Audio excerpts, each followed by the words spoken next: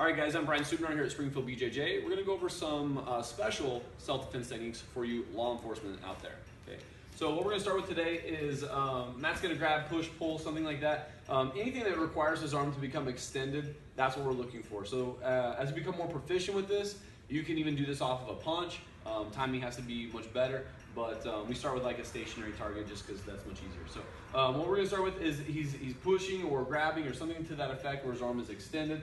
My near side arm is going to raise my hand like I have a question. Now when I do this, a lot of people make the mistake of trying to reach forward. I don't want to do that. If I reach forward, this would go into something else, which we might talk about today or in another video. What we're going to do is actually raise our hand to where our wrist goes right by his wrist. The idea is even if he's making a grip here, I'm going to try to put flex in the wrist here versus trying to attack the elbow, which is a natural hinge. Okay. So when we're here and he's posting onto my shoulder, I'm going to raise my hand like I have a question, and I'm going to circle without really grabbing or anything like that. I'm simply controlling wrist to wrist. From here, my right hand comes in and cups at the tricep as I push his wrist past my hip.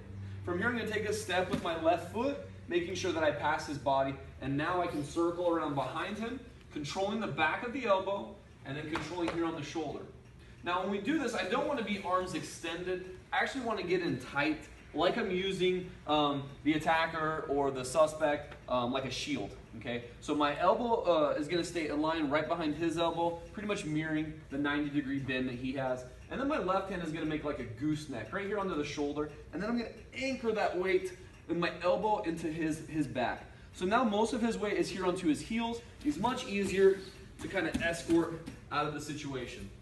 What's great about this position is my right hand is controlling the elbow, my left hand is also defending against this arm. So if he tries to throw like a reverse elbow on me, I can flare, okay? If he tries to pinch his elbow in and under to pummel, then I can drop and block here. If he tries to throw an elbow with this, same thing, okay? We're controlling here. What's great is even if he tries to turn around and punch me with this arm, I can push this elbow forward, keeping me behind him, but also making it really difficult for him to throw an effective punch. Okay, so one more time, Matt's going to be grabbing here. We're going to raise our hand, wrist to wrist, circle, cupping the elbow. Okay, my arm becomes parallel with his. I step, circling around behind him, and cup here at the shoulder, and then behind at the elbow again. So once we're here, we want to get low, keeping our head here. Okay, if necessary, we're obviously going to look around for other attackers or his buddies. And at this point, we're going to anchor our weight down and go to escort him wherever we need to cuff him or whatever. So one more time, full speed. Here is my hand, circle, have a question.